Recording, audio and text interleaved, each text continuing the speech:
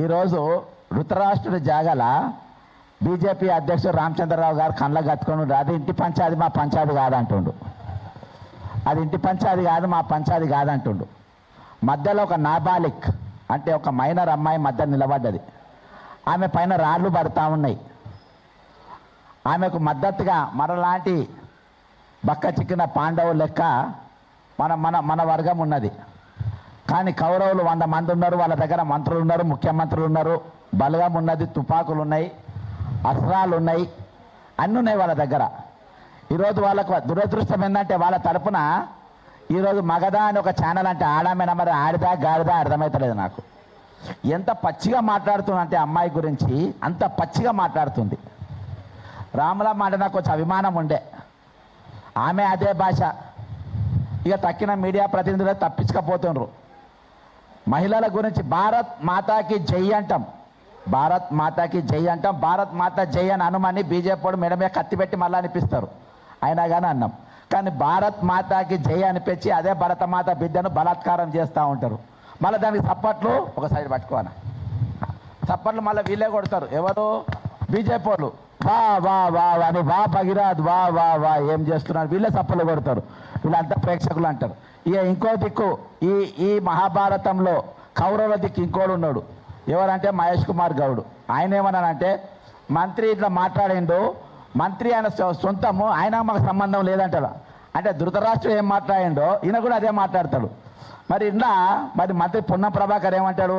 ఇద్దరు మున్నూరు కాపోళ్ళే, ఇద్దరు కులపోళ్ళే, మాట్లాడుకోవచ్చు, కూర్చోవచ్చు, మంచిగా చేసుకోవచ్చు. అరే పొన్నం ప్రభాకర్ నేను ఒకటే అనుకుంటా, నువ్వు మంత్రివా బ్రోకర్వా రా? పెళ్ళిళ్ళ బ్రోకర్వా నువ్వు మంత్రివా పెళ్ళిళ్ళ బ్రోకర్వా? ఒక అక్యూజ్ను పట్టుకొని మీరు పెళ్ళిళ్ళు మాట్లాడుకోమని అంటుండ్రు. నువ్వు ఒకసారి పింక్ సినిమా చూడు, లేకుంటే వకీల్ సాబ్ సినిమా చూడు, పాత్రలు ఎవరైనా ఉండొచ్చు. నీ గురించి అసలు ఒక అమ్మాయి పైన చేయేసే హక్కు ఎవరికీ ఉండదు. అది మైనర్ అయినా సరే మేజర్ అయినా సరే. ఈరోజు మేజర్ అని నిరూపించే ప్రయత్నం చేస్తూ ఉండ్రు. కానీ ఇప్పుడే ఆయన బెయిల్ కూడా రిజెక్ట్ అయిందంట. మేజర్ నిరూపించే ప్రయత్నాలు చేస్తూ ఉండ్రు. కానీ ఈరోజు మీరు ఏది చేసినప్పటికీ ఈరోజు ఒక మహిళ పైన మేజర్ అయిన మైనర్ అంటే పైన చేయడానికి హక్కు ఉందా మీకు? దీని మీద కృష్ణకుమార్ అక్క వాళ్ళు ఇంకా చాలా బాగా చెప్తారు. చేసే హక్కు ఉందా మీకు? కాబట్టి ఈరోజు ఇంకొకటి, మంత్రి సురేఖ గారు ఉన్నారు కదా, సురేఖ గారి ఇంట్లో ఒక నేరస్తుడు ఉన్న అర్ధరాత్రి పోలీసులు పోయిండ్రు కదా. పోయినప్పుడు అక్కడ సురేఖ గారు కుమార్తె గొడవ చేసింది కదా, మీరు అందరూ ఒప్పుకుంటారా? నిన్న నేను 101% ఇన్ఫర్మేషన్ ప్రూఫ్ లేని ఎక్కడికి పోను మీ అందరికీ తెలుసు. ప్రూఫ్ లేని పోను. నిన్న పొద్దుగాల 101% ఈ బండి సంజయ్ కొడుకు ఎవరైతే అక్యూజ్డ్ ఉన్నాడో ఆయన రేవంత్ రెడ్డి గారి ఇంట్లో ఉండే, బండి భగీరథ కార్ అక్కడ ఉండే, అక్కడ బయట కారుకు పువ్వు గుర్తు కూడా ఉండే, నేను పక్కాగా 2 రౌండ్లు కొట్టిన తర్వాత ఆ ఇంటి కాడికి విత్ కెమెరాస్ పోయినా. రాత్రి నన్ను అక్కడ సీఏ అడుగుతారు, ఈ శంకర్ అంటే ఎవరు? ఆయన ఇంకొక మన మైక్ టీవీ కారణం ఈ మైక్ ఎవరిది అంత ఎంక్వైరీ చేస్తున్నారు, కేసులు పెడతారంట ఎవరెవరని. అక్కడ పోయిన ఛానల్ ఎవరెవరు పోయినాయో అన్ని ఛానళ్ళ పైన కేసులు పెట్టడానికి ఇంతకుముందు ఇంకా మా బ్యాంక్ అకౌంట్లు తీస్తుండ్రు. నా బ్యాంక్ అకౌంట్ తీస్తుండ్రు. ఆ బ్యాంకులో ఏమేమి ఉన్నాయి, నా బ్యాంకులో ఎక్కడికి వెళ్ళి పైసలు ట్రాన్స్ఫర్ అయ్యింది ఏందని అన్ని కూడా ఆరాధిస్తుండ్రు. ఎక్కడెక్కడ అంటే కేంద్ర ప్రభుత్వం వాళ్ళ చేతుల్లో ఉన్నాయి కదా, మరి ఈడీ కేసులు పెడతారో బోడీ కేసులు పెడతారో కానీ మొత్తానికి అన్నీ కూడా చూస్తూ ఉండరు. కాబట్టి ఈరోజు ఆయన ఇల్లు బండి సంజయ్ కుమార్, ఎందుకంటే ఇద్దరు బండి సంజయ్ గారు కానీ రేవంత్ రెడ్డి గారు ఇద్దరు ఒకటే క్యారెక్టర్. ఇందాక గణపతి సార్ చెప్పినట్టు 79 క్రిమినల్ కేసులు ఉన్నాయి, అలా 420 కేసులు 4 ఉన్నాయి రేవంత్ రెడ్డి గారి మీద. కాబట్టి నేరస్తు ఒకటి. నరేంద్ర మోడీ గారి ముందు ఒక అక్యూజ్డ్ తండ్రితో కూర్చొని మీరు ఇద్దరు మాట్లాడుకున్నారు. నువ్వు ఏం చెప్పాలి ముఖ్యమంత్రి అంటోని? అరే నీ కొడుకుని తీసుకొస్తా అండర్ చేయబ్బా పెద్దగా తట్టుకుంది అని అనాలి. కానీ వీళ్ళు ఏం చేసిరు? అట్లా అనుకుంటా ఏం కాదు నేను చూసుకుంటా. అసలు ఇన్విటేషన్లో బండి సంజయ్ పేరు లేదు. అక్కడ నరేంద్ర మోడీ ప్రోగ్రామ్ షీట్లో బండి సంజయ్ పేరు లేదు. ఏం కాదు నేను తీసుకపోతా అక్కడ పైకి తీసుకుపోయింది ఎవరు? రేవంత్ రెడ్డి గారు తీసుకుపోయింది, నేను చూసుకుంటా అని చూసుకుంటుండ్రు. ఇంకొకటి, ఇవాళ నేను బీఆర్ఎస్ పార్టీని ఒక స్ట్రేట్ క్వశ్చన్ అడుగుతున్నా. ఈరోజు ప్రధాన ప్రతిపక్ష పార్టీ మీ పాత్ర ఏంది? ఇంత పెద్ద సంఘటన జరిగినప్పుడు అది భారత ప్రధానమంత్రి ఈ రాష్ట్రంలో ఉన్నప్పుడు, హైదరాబాద్లో ఉన్నప్పుడు, ఆయనతో అక్యూజ్డ్ తండ్రి ఉన్నప్పుడు, ఒక ఎఫ్ఐఆర్ పోస్కో కేసు ఎఫ్ఐఆర్ అయినప్పుడు ఈరోజు మీరు నరేంద్ర మోడీ గారు ఎందుకు పట్టుబడతలేరు? నరేంద్ర మోడీ గారు దీని మీద మాట్లాడి ఎందుకంటలేరు? దీనికి నరేంద్ర మోడీ గారు ఎక్కివేసుతో కూర్చున్నాడు కాబట్టి తెలంగాణ బంద్కు మీరు ఎందుకు పిలిపియలేదు? తెలంగాణ బంద్కి ఎందుకు పిలిపియలేదా? బాధ్యత ప్రధాన ప్రతిపక్షం మీ దగ్గర లేదా? ఇంకొకటి, నేను తెల్లారి డీజీపీ ఆఫీస్కి అడిగిపోయినా. ఆ డీజీపీ ఆఫీస్కి అడిగిపోయే ముందు పొద్దుగాల నేను పృథ్వీని ఒక ప్రోగ్రాంలో పాల్గొన్నాం. ఇక్కడ అభినందన్లా ఈ అవుట్ సోర్సింగ్ ఎంప్లాయీస్ది. అక్కడికి వెళ్ళి బయటకు వచ్చే కొంతమంది ఇంటెలిజెన్స్ వాళ్ళు కలిసిండ్రు. ఏమైంది కేసు, నువ్వు దీని గురించి మాట్లాడతలేవు అంటే, పోస్కో కేసు కదా అని ఎవరు తప్పించుకోలేరు అన్న. అంటే ఆయన అన్నాడు, 2 బుడ్డ సెక్షన్లు పెట్టిండ్రు, స్టేషన్ బెయిల్ దొరికిపోతుంది అన్నాడు. అరే అట్లెట్లా అవుతుంది అంట అన్న. మరి మీరు ఎవరు మాట్లాడతలేరు కదా అన్నారు. అప్పటికప్పుడు నేను ఒక డాక్యుమెంట్ తయారు చేసుకొని డీజీపీ ఆఫీస్ ముందు పోయి కూర్చున్న తర్వాత, కవిత వేర్ ఆర్ యూ అన్న, తీర్మాన్ మల్లయ్య వేర్ ఆర్ యూ అన్న, కోదండరామ్ వేర్ ఆర్ యూ అన్న, మీరు ఎక్కడ కనబడతలేరు అన్న తర్వాత కవిత నేను వచ్చింది. ఆ చిన్నపిల్లగాడు అసలు మాట్లాడద్దని చిలుక పలికిపోయింది. అంటే ఇదంతా ఏంటంటే ఒక దండుపాలెం గ్యాంగ్ అన్నట్టు తెలంగాణలో. ఈ దండుపాలెం గ్యాంగ్ అంతా కలిసి, ఈ సిండికేట్ అంతా కలిసి వీళ్ళు శాసిస్తూ ఉంటారు, ఎవరు ఏం చేయాలి, ఎవరు ఎట్లా చేయాలి, ఏం చేయాలి అని. కాబట్టి మనం అప్రమత్తంగా ఉండాల్సిన అవసరం ఉంది, కాసుకోవాల్సిన అవసరం ఉంది. 101% బండి సంజయ్తో మంత్రిగా ఉండడానికి వీల్లేదు. రేవంత్ రెడ్డి తక్షణము ముఖ్యమంత్రి పదవిని రాజీనామా చేయాలి. ఇప్పుడు మనల్ని తీసుకుపోమని చెప్పు. రేవంత్ రెడ్డి ఇంట్లోనే బండి సంజయ్ కొడుకున్నాడు, మళ్ళీ ఇక్కడ తీసుకుపోమను. రేవంత్ రెడ్డి ఇంట్లో బండి సంజయ్ ఉన్నాడు. ఇక్కడ అందరూ కూడా రేవంత్ రెడ్డి దోస్తులే, పాచం యాదగిరి అన్న దోస్తే, పృథ్వీ అన్న దోస్తే. మేమైతే రామ్ కానీ ఈ పెద్ద మనుషులు అంతా నీ దోస్తులే, మీ ఇంట్లో కూర్చొని నీతో అన్నం తిన్నోళ్ళే కాబట్టి వాళ్ళని తీసుకపో. రూమ్ చూపి, కెమెరాలు పెట్టు, లేడని చెప్పి చూపి. మరి ఎక్కడ ఉన్నాడో ఇక పోలీసు వాళ్ళే పట్టుకుంటారు. ఇలా పోలీసు వాళ్ళకి ఎక్కడ దొరుకుతలేరు. నేపాల్ వాళ్ళు ఐపీఎస్ ఆఫీసర్ భార్యను బట్టి చంపి పోయి పూణేలో ఉంటే వాళ్ళని పట్టుకొచ్చిందంట. కానీ 360 degrees రేడియస్లో ఉన్న ఈ బండి సంజయ్ కొడుకు మాత్రం దొరుకుతలేడంట. మరి మీ ఇంట్లో ఉన్నప్పుడు ఏదో దొరుకుతారు, అక్కడ తప్ప అంతా తేలివాడుతున్నారు. కాబట్టి కరీంనగర్ దొంగలు కూడా దొరికిండ్రు.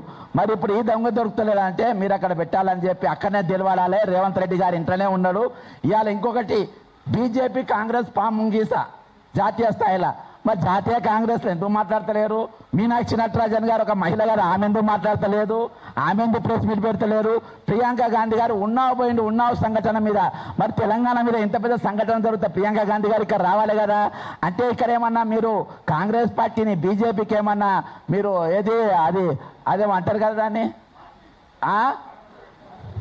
లేదు అది కాదు, ఇంకోటి ఇస్తారు, ఇట్లా వాళ్ళు ఇస్తారు కదా, లీజ్కి ఇస్తారు కదా, ఫ్రాంచైజ్.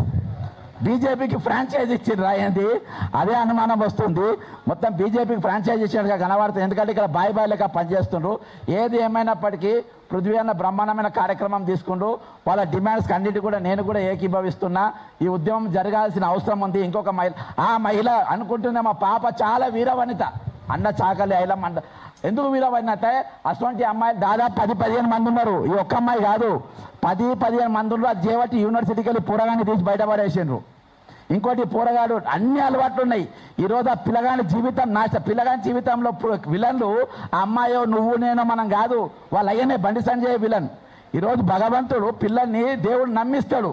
దేవుడు నమ్మి, అరే బాబు నువ్వు నా పిల్లల్ని జాగ్రత్త పెంచని మన పిల్లల్ని ఇస్తాడు. అసొంటి వాళ్ళని డ్రగ్ ఎడిక్ట్గా, వ్యభిచారులుగా మంది పిల్లల్ని పాడు చేయమని పంపితే అది ఎంతవరకు కరెక్ట్? దేశం కోసం, ధర్మం కోసం అని చెప్పి మరి నాయకులు ఈరోజు ఆలోచించాలి. ఈరోజు మీరు మాట్లాడాలి ఈరోజు. కాబట్టి ఈరోజు ఆ డిమాండ్స్ అన్నీ కూడా ఏవి పెట్టినా కానీ అందరూ కూడా ఏకీభవించాలి. ఉద్యమం మాత్రం చాలా పెద్ద ఎత్తున జరగాలి. అన్నిటికంటే ఎక్కువ అంటే ఈరోజు తెలంగాణ బంధు అనేది ఖచ్చితంగా ఈ సంఘం ద్వారా మనం ఇక్కడికి ఒక పిలుపు ఖచ్చితంగా ఇవ్వాల్సిన అవసరం ఉంది. ఆ అమ్మాయితో మనం మద్దతుగా నిలబడాల్సిన అవసరం ఉంది. ఆ కుటుంబంతో మద్దతుగా మనం ఉండాల్సిన అవసరం ఉంది. ఎవరెవరైతే క్యారెక్టర్ అసాసినేషన్ చేసిండ్రో వాళ్ళని చెప్పుతో కొట్టినా ఏం తప్పు ఉండదు. నేను కూడా వాళ్ళతో వస్తా. జై తెలంగాణ, అమరవీరులకు జోహార్లు. అన్న థ్యాంక్స్ అన్న. ఒక మంచి జనానికి ఏదైనా మొదలు చెప్తే మాకు కూడా మంచిగానే ఉంటుండే. ముఖ్యమంత్రి ఇంటికాడనే ఉన్నాడని చెప్పని ఆ భగీరథ అంటాడు ఇంటికాడనే కూడా కారు కూడా చూసినా అని చెప్పిండు అన్న. నేనేమనుకున్నా అంటే ఆ భుజమే చేసినాడు అటు నుంచి అడ్డ పట్టుకపోయినావు గాలి మోటార్లు పట్టుకొని నరేంద్ర మోడీ నేను అనుకున్నా. నిజంగా అనుకున్నా నాకు అట్లే. కానీ ఇప్పుడు రేవంత్ రెడ్డి దగ్గరనే కూడా మరి వీళ్ళు మధ్యరాత్రి ఇక్కడ ఇప్పుడు 2 ఎయిర్పోర్ట్లు కదా, ఆడపోయి పట్టుకుంటే ఈడికెళ్ళి బేగంపేటలకి వెళ్ళి కూడా పంపించచ్చు కదా. సార్ ఇది ఇంకా మంచిగున్నది. నరేంద్ర మోడీ పోతే సెవెలు చెప్పిపోయిందట సార్కు, మా ముఖ్యమంత్రి రేవంత్ రెడ్డి గారికి ఏమైనా ఉంటే నేను చూసుకుంటా, ఆ దొంగ నోట్ల కేసులల్లా వాటిలో వీటిలల్లా ఓటుకు నోటు కేసులల్లో చూసుకుంటా, నువ్వు మీ ఇంటికాడనే జర జాగ్రత్త పెట్టుకో అని. వాస్తవమే, రాజకీయ పార్టీల గురించి జడ్సన్ అని చెప్తుంటే ఒక ముచ్చట, నిన్న ఒక తన ఏడబన్నావు ఈడబన్నావు ఏడున్నావు ఈడున్నావు అని చెప్పని అందరిని అడిగింది కదా. అడిగితే ఒక ఆమె నిన్న మొన్న పార్టీ పెట్టినా ఉన్నది కదా, ఆమె చెప్తుంది, జనం కూడా వినాలే. ఎందుకంటే మేము అమ్మలం అవుతాం, అక్కలం అవుతాం, చెల్లెలం అవుతాం, బతుకమ్మ కనిపెట్టింది మేమే, మాతోనే బతుకమ్మ పాట పుట్టింది మాతోని, పువ్వు కూడా మేము పెడితేనే వచ్చింది అంటే పొద్దుగాల చరిత్రలో రాసుకునేటోళ్ళు. ఆమె ఏం చెప్తుంది అంటే, గా పిల్లగాన్ని పట్టుకొని, ఏ రాజకీయానికి సంబంధం లేని పిల్లగాన్ని పట్టుకొని గా పిల్లగాన్ని మాత్రం గట్లా ఇబ్బంది పెట్టుడు నాకైతే ఏం బాగా అనిపిస్తలేదు అబ్బా పర్సనల్గా అని చెప్తుంది ఆమె.